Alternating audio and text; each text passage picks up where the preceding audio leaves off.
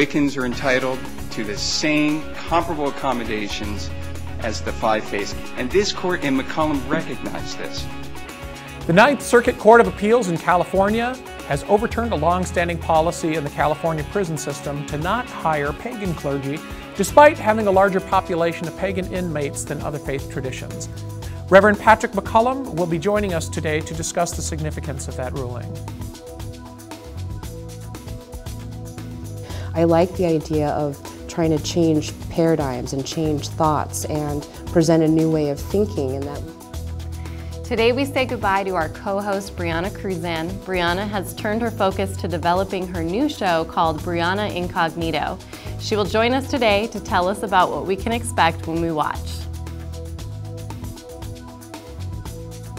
This is a day to be very, very proud to be a Minnesotan, because Minnesotans have rallied around this unifying, this clarifying discussion about the power of love in our lives. As Minnesota gets closer to moving the marriage equality bill through legislation and the U.S. Supreme Court looks at the federal rights of same-sex couples, the Pagan Voice gets the inside scoop from the man moving the bill through Minnesota, Senator Scott Dibble. Yoga is for everyone. And right now in the world, it's very sad to me when I hear someone say, oh, I tried yoga and I couldn't do it. A group of parents are suing their school district for offering yoga classes as a form of physical education. The parents claim that yoga is a form of neo-paganism and promotes a specific non-Christian religion. We will talk with yoga masters Devarshi, Stephen Hartman, and Kiersten Mooney about the spiritual dimensions of yoga.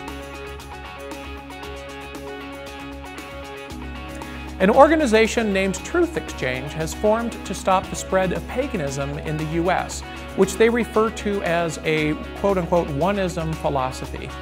Today we will discuss the Truth Exchange and their philosophy. Laughter can be a very, very powerful tool on the positive side and the negative side. The writer of the book and methodology called Laughology joins us today to share the science of laughter. Stephanie Davies has combined her career as a stand-up comedian with her master's in psychology of humor and laughter to create a methodology that serves corporations, schools, and anywhere else that socialization happens.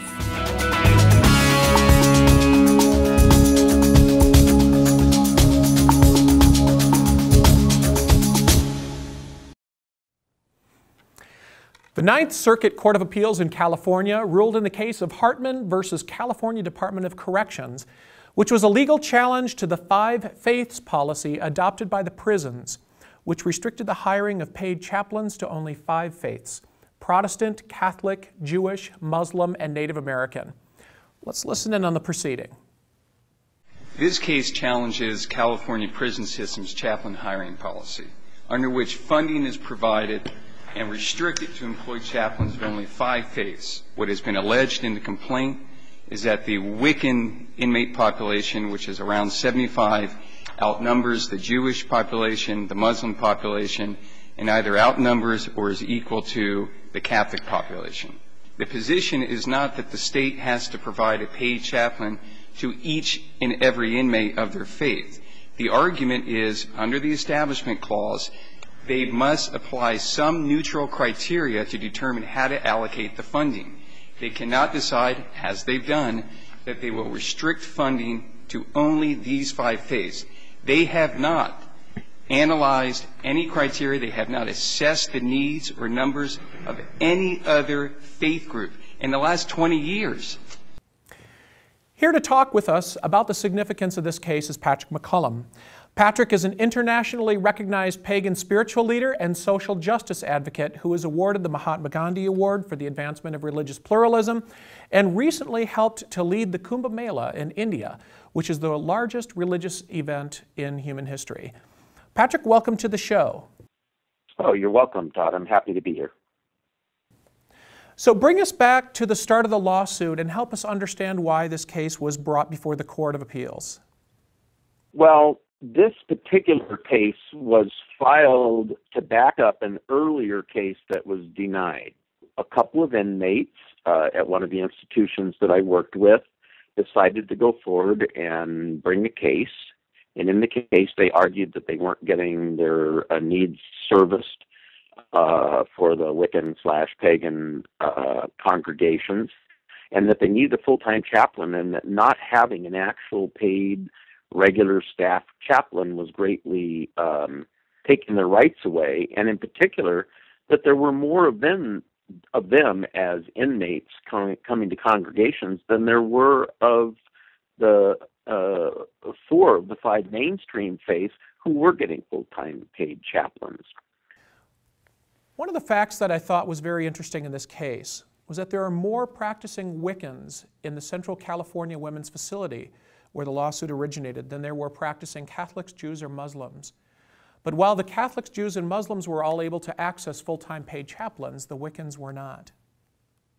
Yeah, well, it was quite interesting to me how that came to be, but what ended up happening is that those different faith groups, well, first of all, the Catholic group, they just automatically were allowed to be chaplains, to be hired without ever being questioned.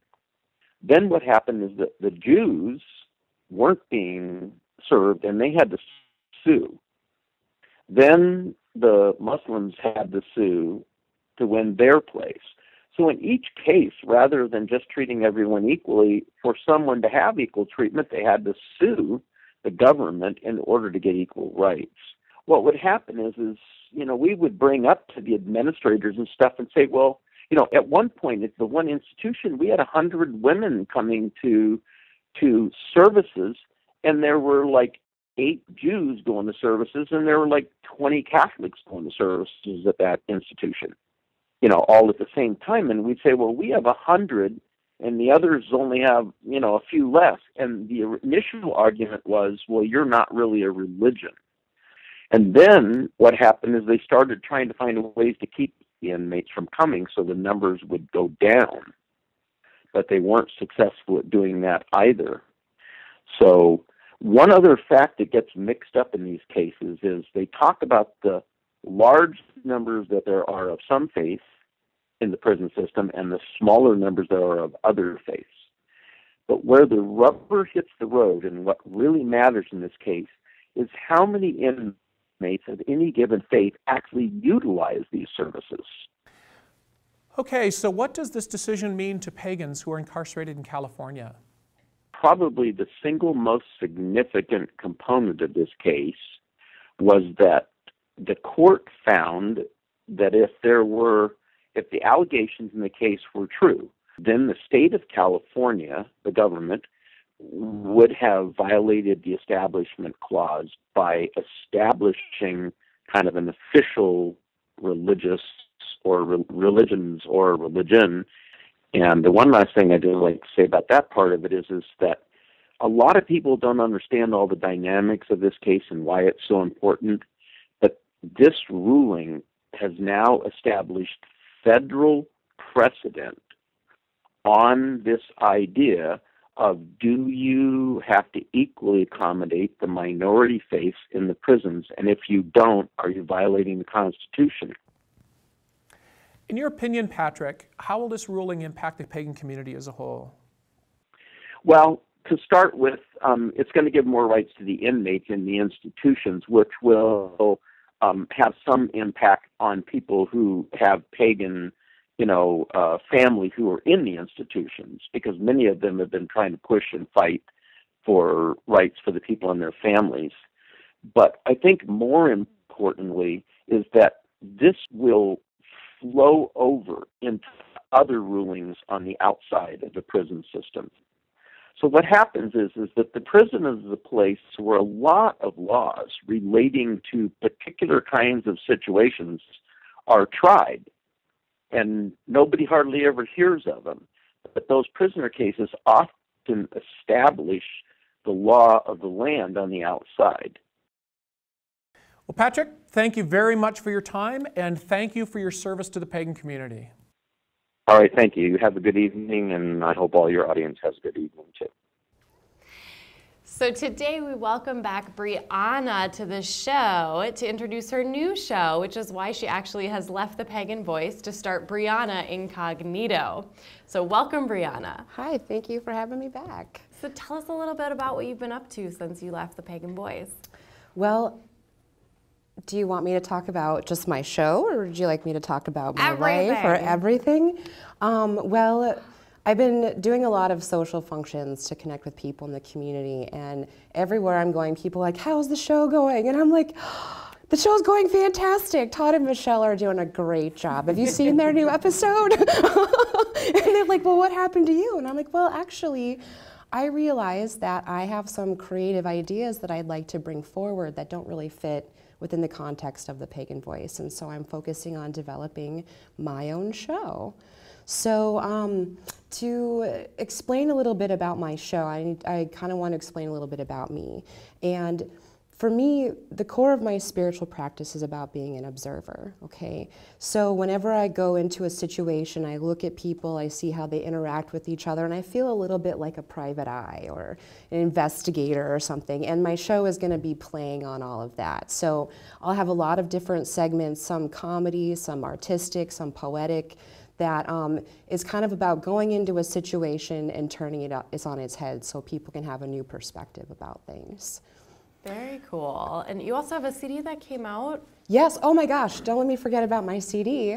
It's my first spoken word CD. It's called Divine Intervention, and it's currently on Reverb Nation as well as on iTunes and several other online stores. You can find me on Reverb Nation at reverbnation.com/Briana C. And you'll see, you know, all my tracks, and you can listen in. They're streaming online, and you can also buy them if you like. I'm having a big release party in May for that. Awesome. And how can people find out where and when that release party is? Or is that not something that you're making public? Well, I'm not making it fully public. It's invitation only. But if you find me through Facebook, I am on Facebook at Briana Crusan. So if you would like to friend me and I think you're a cool person, I might consider, you know, inviting you to my private party. There you go. Well, you know, one of the things that we always talk about on this show, and we've had a lot of conversations, you know, off camera as well, about the importance of being authentic to who you are. And I think it's fantastic that you're doing your own show, because this is really about, you know, all of us are on a journey. Right. And it's about finding the way of expressing who we are and letting our authentic selves come out. And I know that there were a few times where there's some frustration that a news show was not necessarily the best way for you to be able to express. You know, it wasn't, and it's funny because, you know, I was thinking about this morning about, you know, whenever we would do multiple takes of me doing something, because people were like, you're getting your sing-song voice on again, and I can't help myself because I am a poet, and things often rhyme all the time.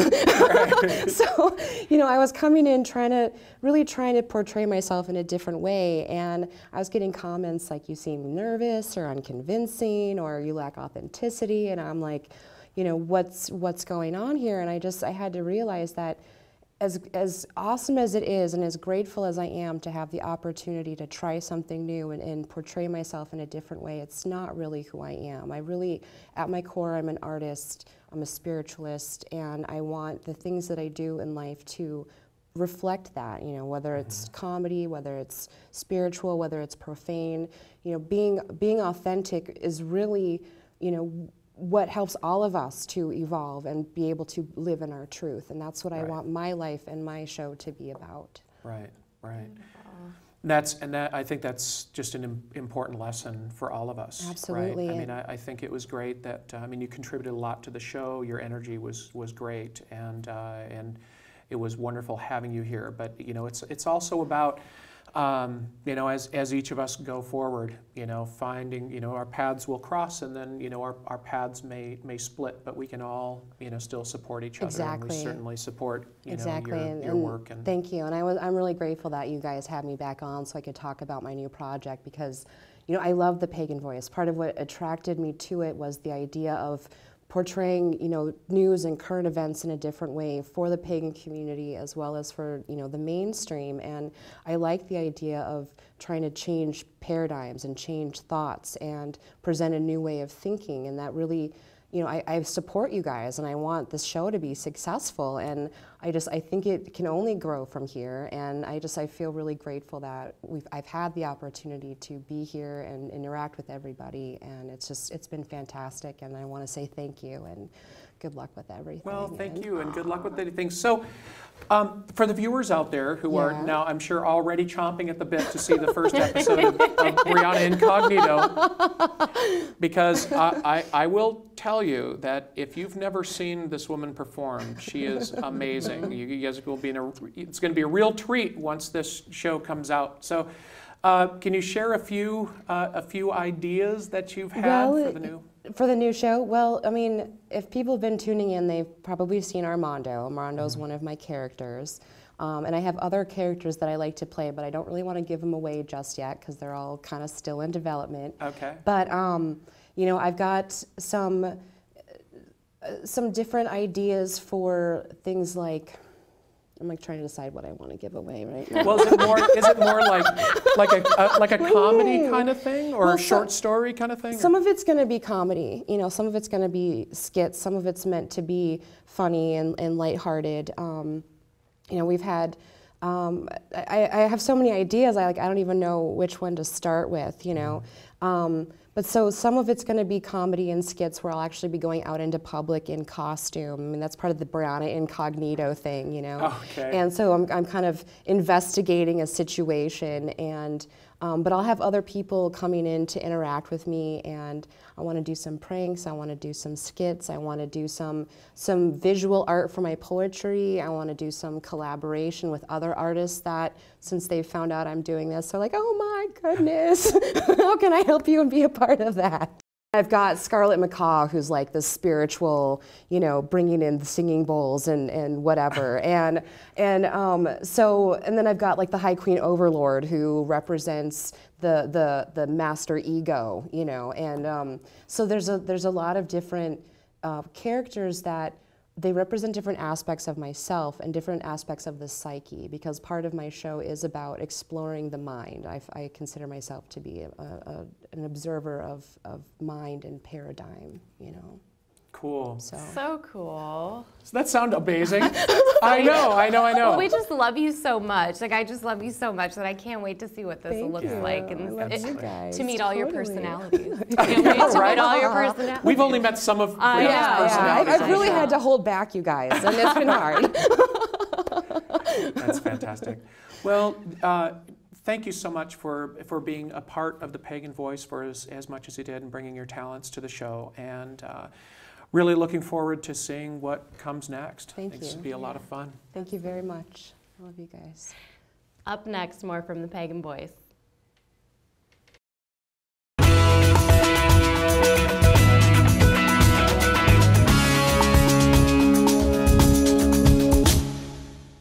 While the United States Supreme Court is looking at the federal position on marriage equality, Minnesota legislation is also in the process of passing a bill that would legalize same-sex marriages in Minnesota. I was fortunate enough to have an opportunity to interview the man behind the bill in Minnesota, Senator Scott Dibble. Let's go to that interview right now. Well, thank you, Senator Dibble, for joining us today. Oh, happy to be here. Thanks so much. Can you start out just by telling us a little bit about the marriage equality bill in Minnesota? Sure. Well, the bill itself is fairly straightforward. It repeals some of the language that we have that restricts or confines marriage to just opposite sex or opposite gender couples. We do add a little bit of language just to sidestep some of the debates that get tossed up in the middle of the fray that are a little bit distracting. So we just reaffirm some existing exemptions that we have for religious practice and religious freedom and the like. No doubt we'll still be caught up in some of those discussions and debates, but when those do come up, we can just simply open up the bill and point to the language to say, appreciate your concern, and freedom of religion is guaranteed in our Constitution. But just to be clear, we've added some additional language we call comfort language in the bill. Oh, so one of the questions I have around that is, what is the fixation for a lot of people on the term marriage that are opposed to it being called marriage? Well, in our country, you know, many folks, when they get married, they simply go to church and they get married, and the civil aspect of marriage is taken care of there at the church. They sign the marriage certificate that gets filed with the county in the church office, either immediately before or immediately after the ritual ceremony.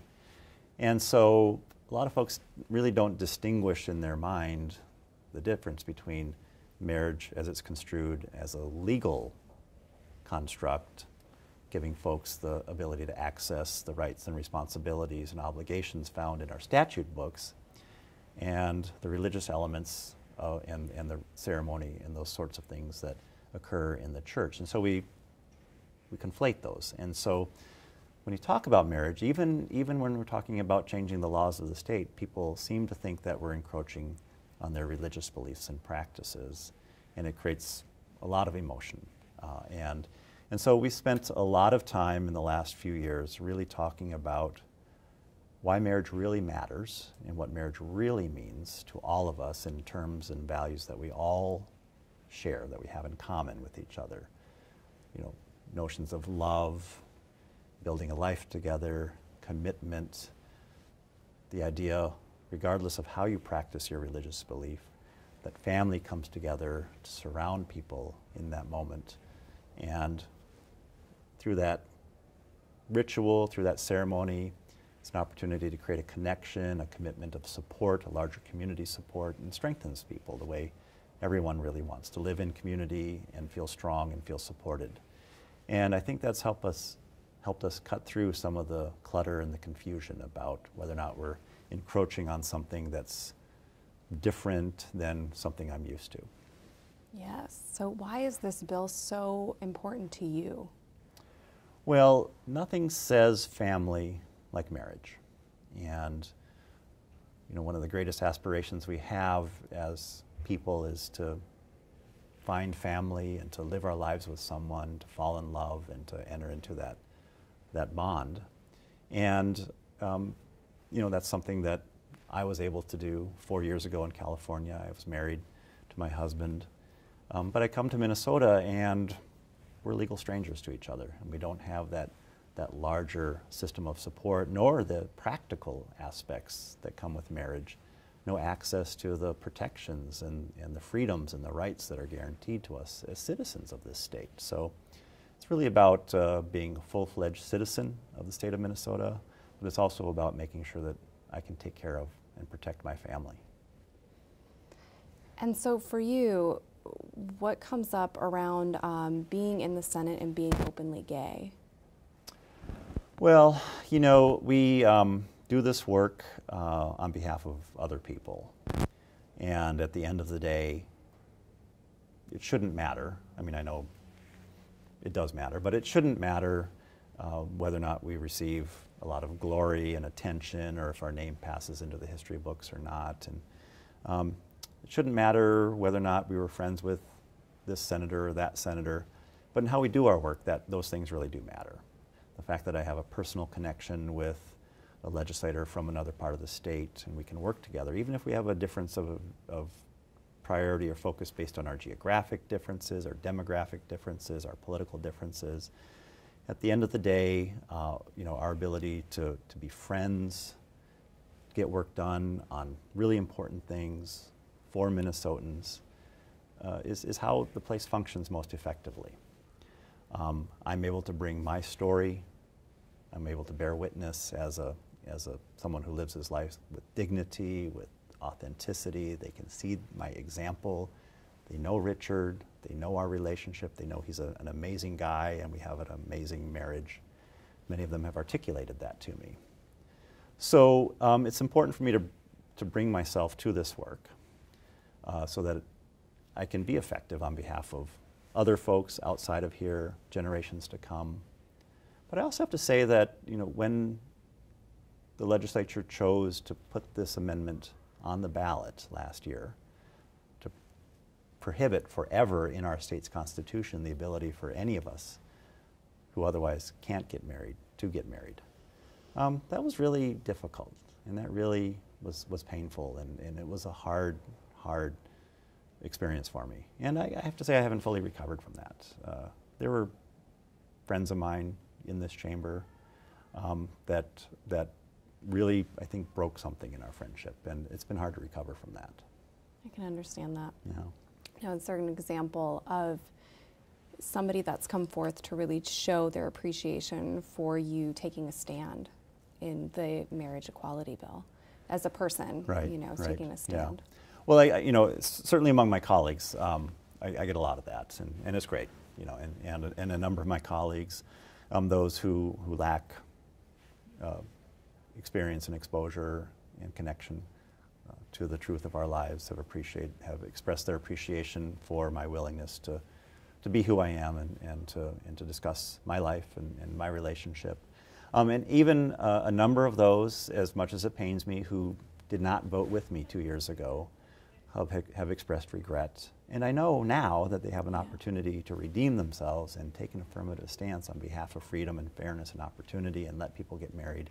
They're struggling, and they're contemplating their options. And so trying to show them love and show them appreciation and really bring them along and just be really patient with them, because there is a real opportunity here for folks to stand on the right side of history and to do what we're elected to do, which is to make life better for people.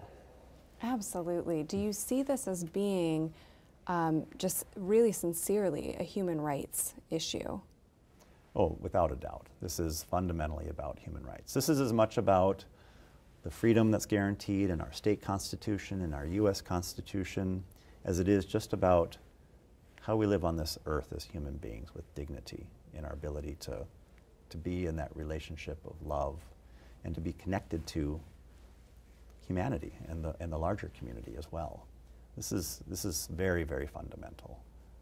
Very few things rise to this level of just basic, fundamental humanity and human rights as this. This is about family and love and lifetime commitment and what our lives are going to be like going forward. Yes. Also, looking at the people that you've kind of spoken to that have now kind of shifted gears, a lot of Republicans in politics have stepped forward and said, we're for this, we're for marriage equality, and that's been hard.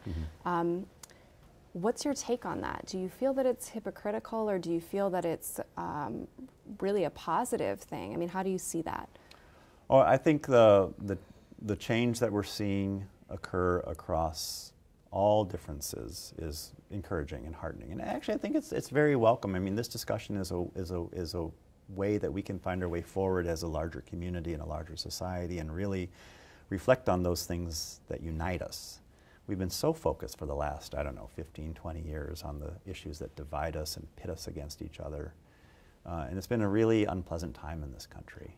And this is an issue where it gives people some pause. It's controversial in some quarters, but it's also an ability to really reflect on basic things that unite us in this country, and even nationally and internationally.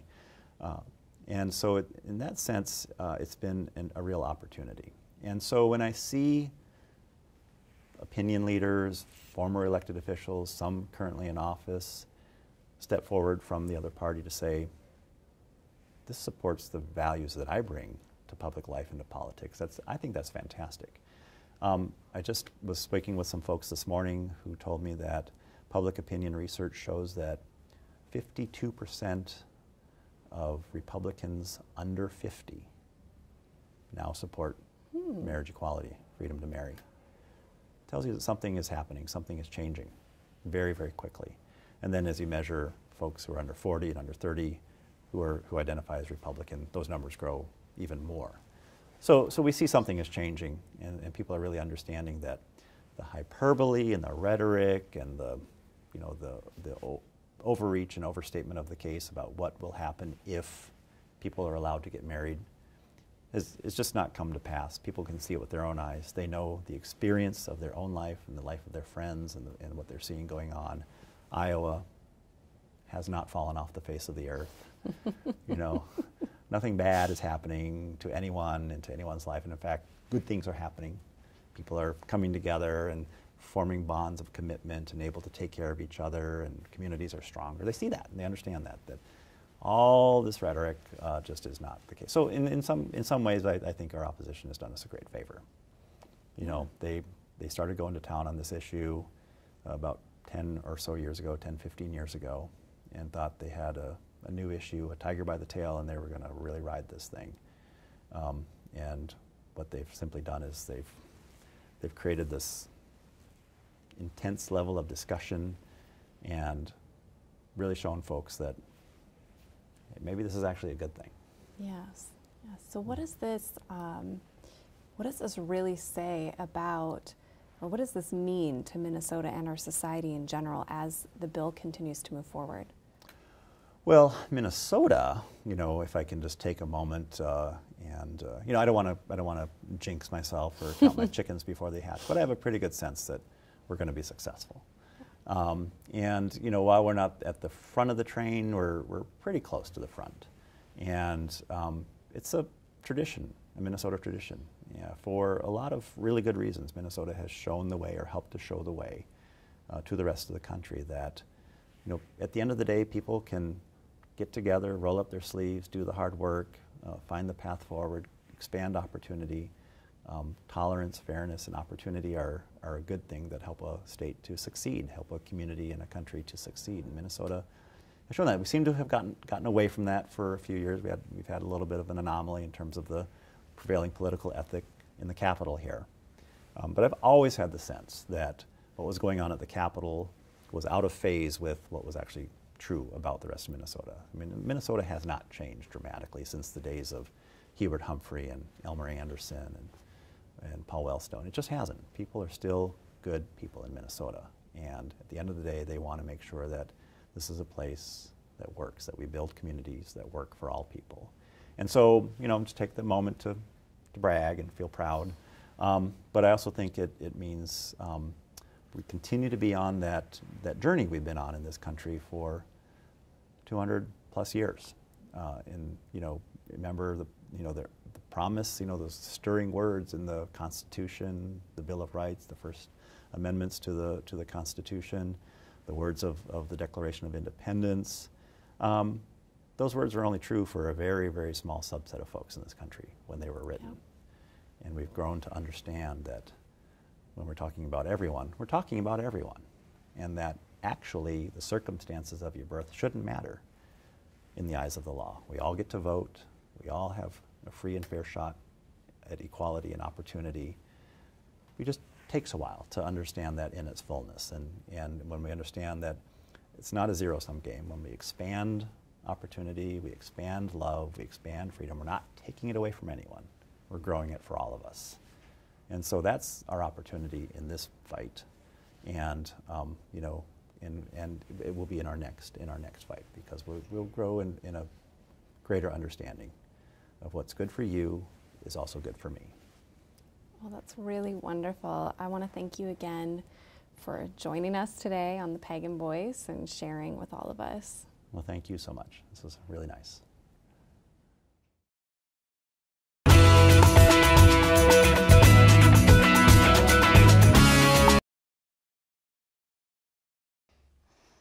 A group of parents in Encinitas, California, backed by an organization called Truth Exchange, are suing their school district for offering yoga classes as a form of physical education.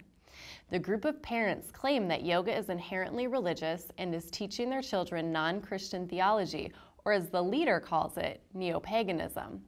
The parents could choose to have their children opt out of the yoga class, but claim their children would then lack the required number of physical education credits. I'm here today with two world-renowned yoga masters to shed a light on the falsehood that yoga is inherently religious or a form of neo-paganism. I have Davis Shari Stephen Hartman videoing in from Kripalu Center in Lenox, Massachusetts. He has practiced and taught yoga for decades and is currently the Dean of the Kripalu School of Yoga. Welcome, Steve. Thank you for joining us. Can you explain to us what yoga is? It would be my first question. That's a really great question. So to simplify, if it is possible to simplify the depth of yoga, I would say this: all yoga practice is ultimately designed to bring a person to an experience of their true self. So let me just repeat that, because it's like all yoga practice, whether it's in the body, the breath, or the mind, And the key word here is practice, because you have to do the practice. And yoga isn't about a belief, like a belief system or a philosophy. You can be any religion, you can believe anything you want. You can come to the yoga practices with any belief system. I also have Kiersten Mooney here, sharing with us from Miami, Florida. Kiersten is the owner of Bala Vinyasa Yoga and a Master Baptiste Power Vinyasa Yoga teacher. Kiersten, can you tell us why yoga is helpful for people of any religion? I think people are seeking yoga for a couple reasons. One, I do think that people are always in search of a powerful way to stay healthy. And yoga is a very powerful way to stay healthy. I also think that why yoga is continuing to grow with such force is that it offers community. And as human beings, we always are seeking, to be in relationship. And to be in relationship or really fellowship. For through the ages, we talk about, let's talk about so much around religion. And why so many people would come and feel so powerful in a religion also is part because of the fellowship that coming together as people that something like yoga provides without having to have to narrow it down to a specific, let's say, religion. Are you Catholic? Are you Jewish? Are you Baptist? It doesn't matter with yoga. People from all different walks of life, all ages, all races, can come together and be in community and be in fellowship for something that is above any perceived differences. So it's really what yoga is unity. And so it's washing any perceived differences that we have and that we can come together as human beings and people and be healthy. Mm-hmm. Steve, do you have any further comments about yoga in our society today? Really simple. Very, very simple. The word yoga means union.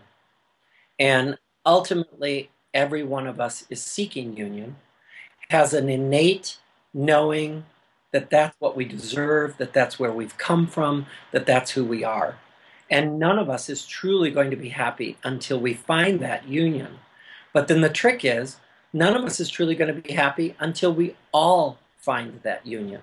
It's not happening alone.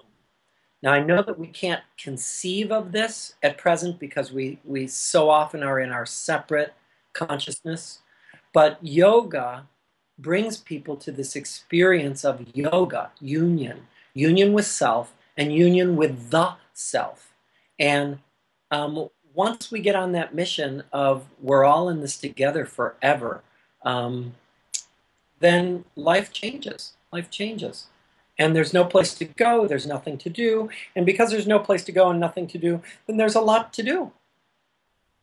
But without all the pressure. Thank you, Stephen, for joining us today. You can find out more about Devashari's Stephen Hartman at stephenhartman.com. And thank you, Kiersten, for joining us today.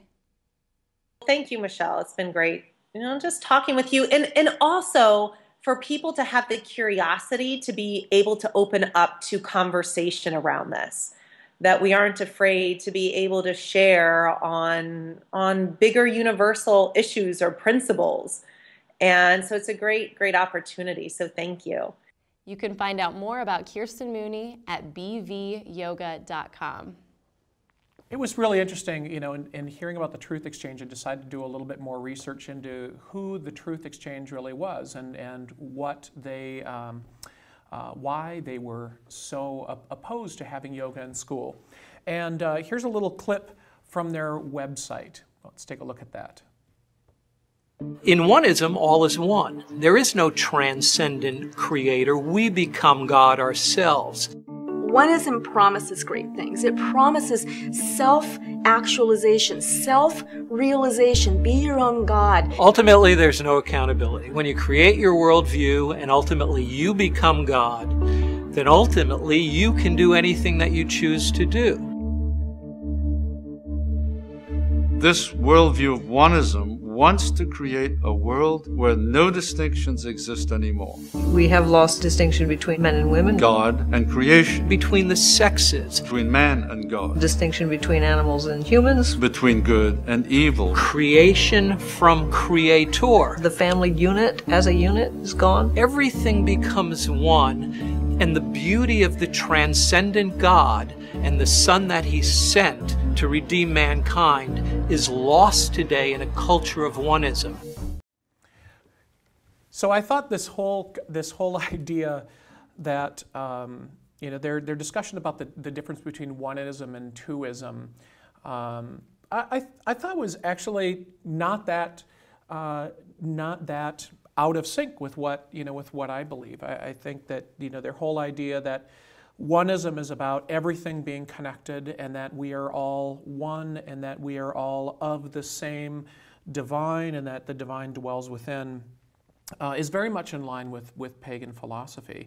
And their idea that twoism is about the concept of the God and the creation, the creator and the creation being separate, that God is something that is transcendent from us, not dwelling within us. And I thought that distinction was not entirely inaccurate. What I thought was really interesting about the video, though, was how they said that twoism is the only spiritual way to live, and that this whole idea that God has to be transcendent and that if we view the world as all interconnected, as all one, that led to not having to be accountable, and that there's no longer a distinction between good and evil and all of that kind of stuff. And I thought that was pretty crazy. What I feel for me that one thing that I can see the distinction between creator and creation. But in any science, it's just how the universe works is that in order for something to be created from a chemical or from a element, right, it's going to have that element in the new combination. So as you're speaking to something like creator and creation, the creator is automatically inherently in creation. So what you choose to worship, whether it be creation or creator or both, is your choice, but it doesn't make one right or wrong. Sure. It just makes them different. Sure.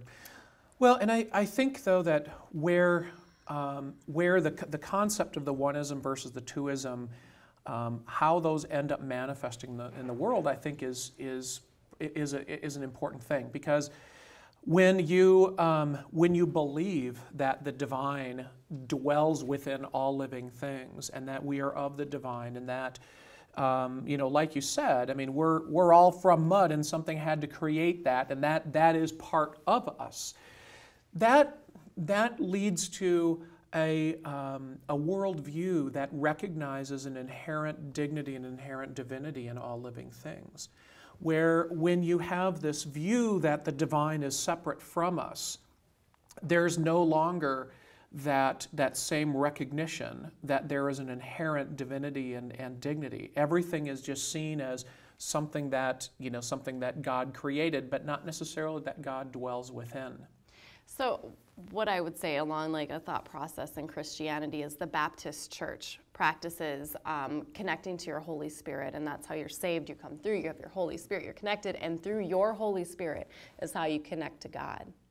And to me, that is the same thing as saying we're connected. We're all connected. We all have divinity within us. We're saying the Holy Spirit, that Trinity, the idea of the Trinity is basically saying we're all connected. Yeah. And so that's like the irony with me in that argument. And granted, that's my understanding of it. I could be totally wrong.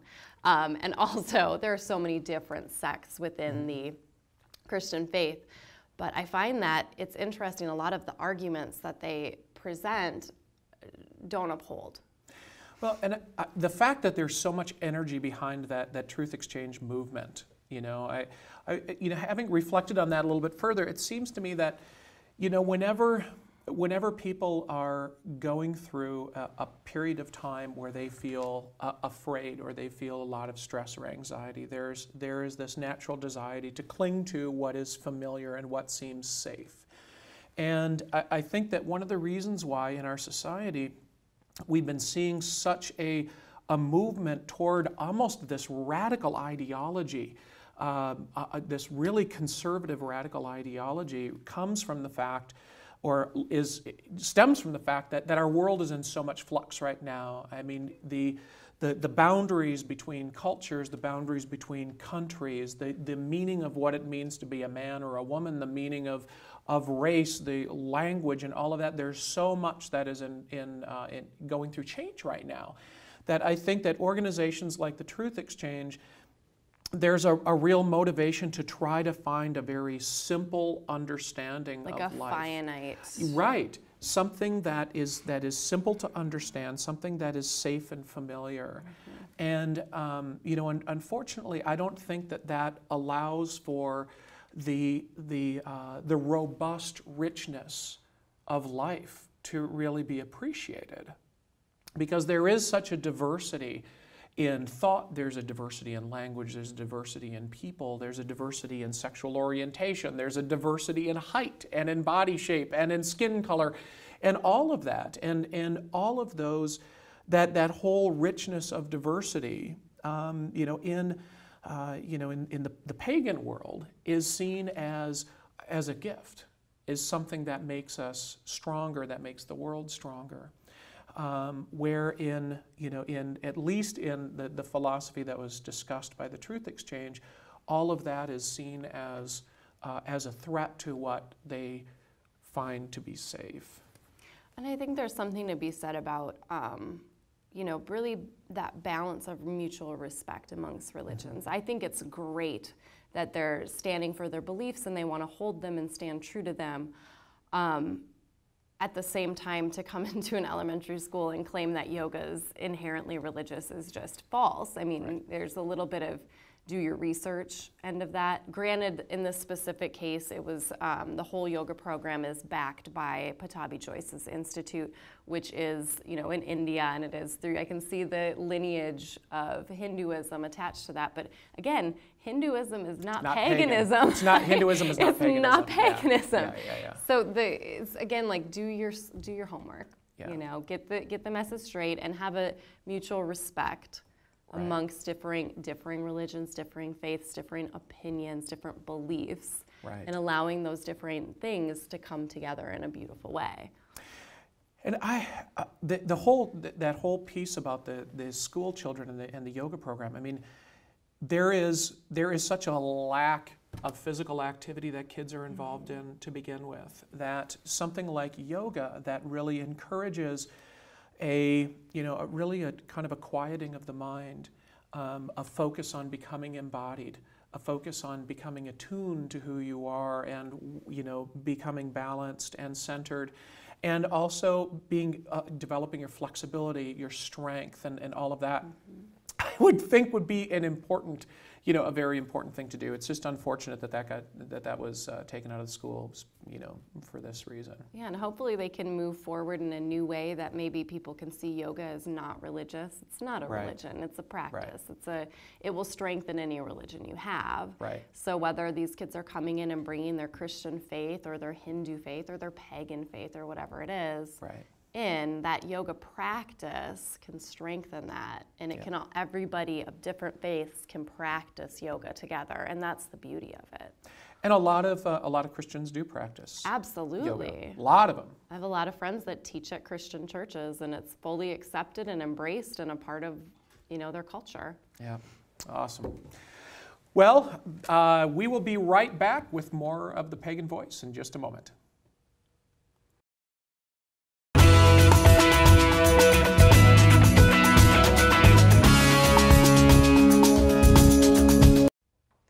Laughology is a methodology developed through the science of laughter to inspire and motivate organizations to be better.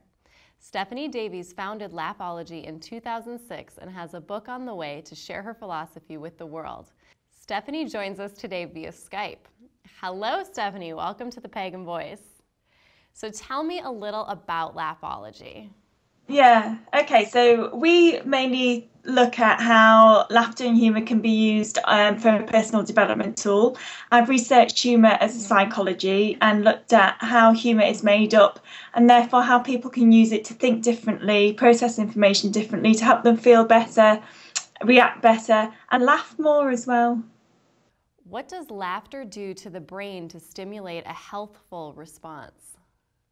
Well, the main thing it does is it produces what we call endorphins, and endorphins is the body's happiness hormone, but also it helps with serotonin and dopamine output as well. So it helps us understand that for certain things, so it can help with education and learning, and it can also help us feel better instantly as well. So because we feel better because of the chemical response, we find that we think better, which means we're able to put things into perspective as well. How does the Laughology method serve in a work environment? Well, there's a lot of research into productivity and happiness, and if you've got teams that are happy, if they feel better, they're less stressed taking time off work, they're going to work better and give discretionary effort. So it's about communication tools, how leaders and exec teams can communicate from top down in a way that helps people feel better, and how they can use language and behaviours to help people feel better so they're more productive, really. So it's about creating an environment that's conducive to progress through happiness and laughter techniques. Can you give me an example of a laughter technique? Yeah, so one of the things that we do a lot in the workplace environment is a technique that we use called flip. And it's being able to flip your state of mind and be in control of your emotions rather than having your emotions control you. And they do this a lot with change management. So I'll tell you a little bit what flip means. So the F in flip is it stands for focus. And my background is actually as a comedian, but also I'm a psychologist as well. So I started to realise that as a comedian, you change your focus, and that's something that's learnt. So in any situation as a comedian, you'll look at it and you'll look at it from a completely different perspective. And I call that the humour perspective. So it's about learning to use cognitive techniques to change your focus rather than be kind of engulfed by the emotional side of a situation that seems to be happening to you. Can you take a step back and change your focus and look at it differently? So the L in flip is for language, and how we use language to make sense of the world and to make sense of a situation. And comedians are brilliant linguists, and they use humour, they use language to incite humour and to make people laugh as well. So language can desensitise a situation, or it can put feeling into things. So choosing language carefully, can you use different words to create a different emotional response? The I in flip is for imagination, because imagination helps us think through issues. It helps us see the world in a very different way. And in your imagination, anything can happen. So you can make light of a situation, even if it's internally, if it's not appropriate externally, you can do that internally. And P is for pattern breaking. And it's just about getting up and doing something differently, changing that pattern, whether that's your behaviour, the way you're thinking, the way you're speaking. And if you do some of those things, you're going to feel better. So we use flip a lot to help people engage with the situation differently. And throughout all those techniques, when we explain them, we use interactions that get people laughing and seeing the world differently as well. That's very cool. Are these the techniques explained in your book? Yeah. So Laughology, the science of laughter, there's the whole chapter on flip, and we explain the scientific reasoning behind it as well. And when does your book come out? Yeah, we're hoping it's going to come out at the end of June. It's been a very long process. It's been a labour of love, really, and it's really helped me to think about Laughology on a scientific level, because I really wanted it to give people something that they could use in business and as a personal help as well. So it's challenged me actually in the way I think about things and the way I work as well. So it's been an enjoyable experience, but a challenging experience. I've had to have a good sense of humour whilst writing it. In Laughology, is your main focus towards work environments, or do you focus on other social areas? All around. So some of the really exciting work that we've been doing in terms of the stuff that gets into my heart has been some work in schools with children. We're looking at creating the first ever happiness school in the UK, and that's about how to give children an understanding of what happiness is, and using laughter and humour techniques, and understanding positive laughter as well, because how you build relationships with positive laughter and not using laughter as a negative thing. And one of the things that I've researched is happiness. What is happiness? Can it be something that we can achieve? And putting together a model for that, and understanding that happiness is a continuation. It's not something we reach all the time, and it's okay to be sad sometimes as well, and it's about how we work through those. So that's some work that we've been doing in schools, and it's been really positive. The first kind of phase where we've done some evaluations, there's been some really positive outcomes of that, and we're measuring that as well. And then the other work that we've been doing is in some rehabilitation centres for people with medium to high secure units for mental health, and that's about helping these people to understand again happiness, how to use laughter to help them feel better, how to distance themselves from a situation where they might feel angry, which might cause a negative behaviour, and how to turn that round. So that's some really exciting and good stuff we've been doing. You said something about positive laughter as opposed to negative laughter. Can you give me an example of what negative laughter is? Yeah, so I think, we all grow up and we experience where someone might use laughter as a way to get at us. They might be laughing at us and as a way to make themselves feel better, and they might not even consciously do it. And it happens a lot in schools with young people. You see it a lot where they laugh at people, they'll make up things about that person. And laughter can be a very, very powerful tool on the positive side and the negative side as well, and it can cause a very strong emotive response. And there's nothing worse than having a group of people laughing and you not being involved in it. So it's about making sure that it's always positive. What is your highest purpose for the Laughology method? Well, I hope it goes global, and what I want it to do is for something that's a sustainable approach that anybody can use. So eventually that I'm redundant, which isn't a great thing to do, but in the sense of that I'm redundant from having to help people do it, that it's something that people can pick up and run with and roll with. Because for me personally, just from my experience of a comedian, comedy's helped me enormously, and laughter as the output of that has helped me enormously in life as well. And so if this is a tool in a toolbox that people can access as well as other things, then that's brilliant. And it's about making it accessible anywhere. And that's why the science behind it and the cognitive side to it for me is so important. How can people find out more information about your work? Oh, thanks. Yeah. So go onto the website. Good plug. Go onto the website, which is www.laughology.co.uk. If you email info@laughology.co.uk, you can email us and we can send you information as well. And on Amazon, the book is available to pre-order at the moment. What is a tip that our viewers, as well as Todd and I, can start doing today to incorporate Laughology into our lives? So one thing that is so easy to do is something that I call your humour triggers or your laughter triggers. And all that simply is to write down all the different things that make you laugh. And they might be memories that you have, because we all have those memories, don't we, where we just think of something sometime, and it might be a situation that happened with a friend or something that happened to us, and we can go into hysteria just thinking about it.